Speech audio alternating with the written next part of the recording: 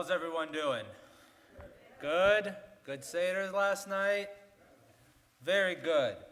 So, we had our second Seder last evening, and it looks pretty much the same as the one from the night prior, except we definitely have one addition that we don't do on the first night. What do we do on the second night? Sfirat HaOmer. Fantastic, right? So, Sfirat HaOmer. So I actually decided to talk a little bit about something unique that was brought to my attention by my father to me.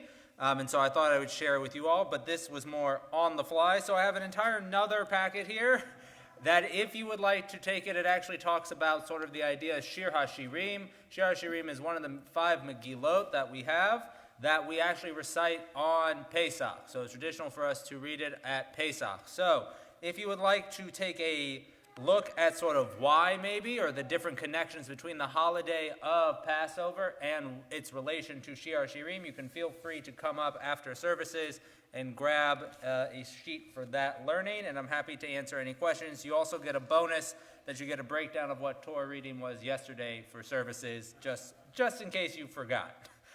But I wanted to introduce this fantastic little booklet that my father showed me and I've been using ever since I was in rabbinical school. And it's called The Counting of the Omer, the 49 Days of the Sfirot. And so the Sfirot are from our Kabbalistic tradition, and they sort of tell us about these different emanations or different aspects to God. And so what this book does is that it kind of says, well, each sphira, each emotion, you can then sort of learn throughout each week of the counting of the Omer, just sort of an internal way to make yourself better. I sort of like to say it's sort of like virtue training, right? So Maimonides and also Ben Franklin, you can choose which one you would prefer to listen to. Not a funny joke in the crowd. Okay, big Ben Franklin supporter. No, or Maimonides, doesn't like the other one. That's okay. Now, what they try and do is they say that there are different ways that you're supposed to actually train yourself emotionally and to really make yourself a better person. And the reason that this type of teaching seems to make a lot of sense for us to be doing right now is because we're getting ready and we're counting up to, for what holiday? Shavuot, great, when we're supposed to be receiving the Torah. And when we think about that time where we're supposed to potentially be at almost maybe our highest spiritual level for one of the highest spiritual things that we're going to have going on within our tradition, right? Matan Torah, or the giving of the Torah. And so I just want to sort of say a little bit as sort of the introductory to these different emotional attributes of the Sfirot. So, Rabbi Cordovero, who was one of our chief, Moshe Cordovero was the chief one who really came up with a lot of aspects of Kabbalah, says in his monumental work, the Pardes, that Sfirah means both mispar, meaning a number, right? So we're looking now more at the actual etymology or the way that the word is created, and Sipur, which means to tell a story. And then there is also sort of a third root for tzvira, which is sapir, which actually is a sapphire or a stone, which is translucent crystal that shines brightly, right? So it's sort of another idea that we're supposed to sort of almost emulate that idea of a bright stone. And so counting tzvira illuminates the different aspects of our emotional lives. The days of this tells the story of our souls. And the spectrum of human experience divides into 7 emotions or qualities, and known as the Sfirot. And each of these 7 qualities, in turn, subdivides into 7, making a total of 49. And so, sort of as we go through each of these days, there is sort of a different aspect or attribute, an emotional one, that we're supposed to work on. And so, just so you kind of know, the following are the 7 different emotional attributes that we're going to sort of focus on throughout our counting of the Omer. So, we have the Sfirot, so we have Chesed, which is loving kindness, benevolence, Gevurah, which is justice or discipline, Tiferet, which is beauty and harmony or compassion, Netzach, which is endurance, Chod, which is humility or splendor, Yesod, bonding or foundation, and Malchut, nobility, sovereignty, or leadership. And so then each of these, right, we'll sort of then say, so day 1 of week 1, we're going to be focusing on a certain attribute. Day 2 of week 1, right, then we'll have a different one that is within the larger. So to give you an example, so the first week that we're in of the Sefirah is dedicated to Chesed, the attribute of loving kindness. And so on day 1 of week 1, we deal with Chesed Shebe Chesed, meaning the act or the aspect of loving kindness within loving kindness in and of itself.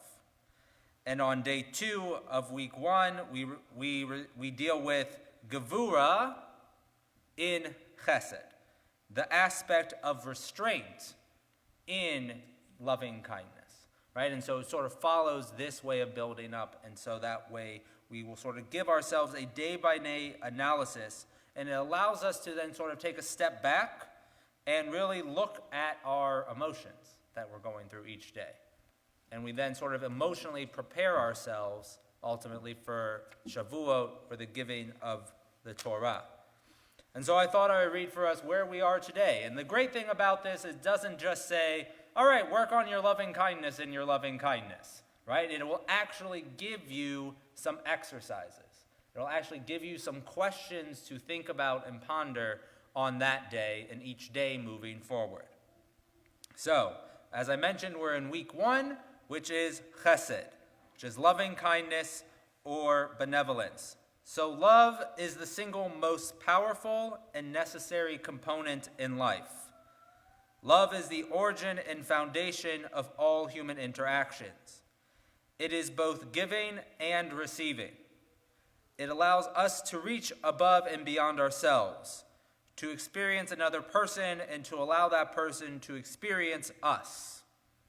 It is the tool by which we learn to experience the highest reality, which is God. Love is transcendence. And so, as we are, and as we counted last night, in the middle of our Seder, right, we said this is day 1, so now we are into day 1 of our Omer, and so week 1, day 1, Chesed of Chesed, or loving kindness within loving kindness. So examine the love aspect of love, the expression of love and its level of intensity. Everyone has the capacity to love in their hearts. The question is if and how much we actualize and express it.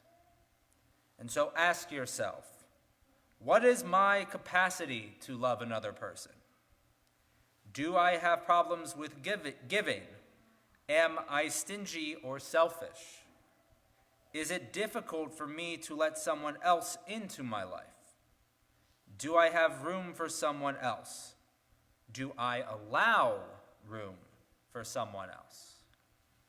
And am I afraid of my vulnerability of opening up and getting hurt? But then we also think, how do we express love? Am I able to communicate my true feelings? Do I withhold expressing love out of fear of another person's reaction?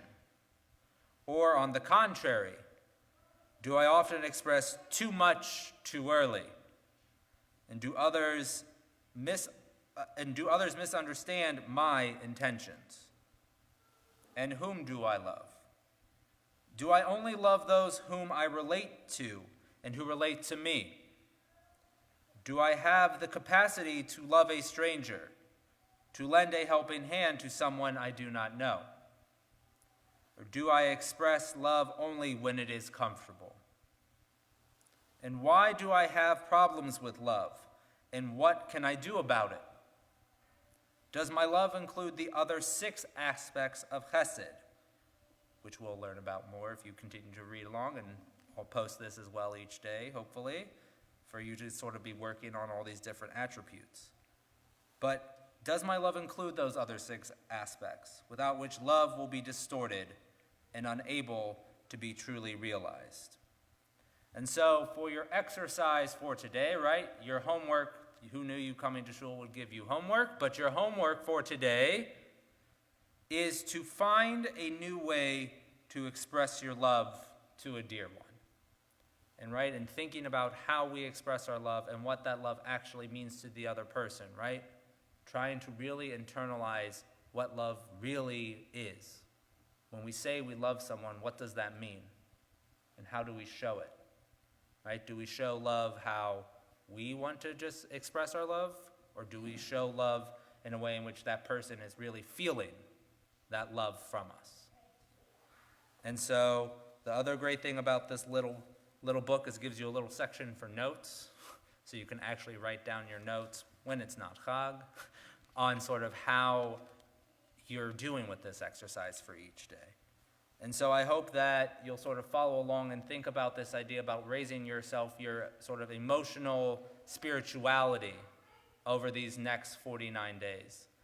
Because we are getting to the culmination point where we would probably be in one of our highest emotional states, having to deal with all these different aspects of emotions when we were at Mount Sinai receiving the Torah from Hashem.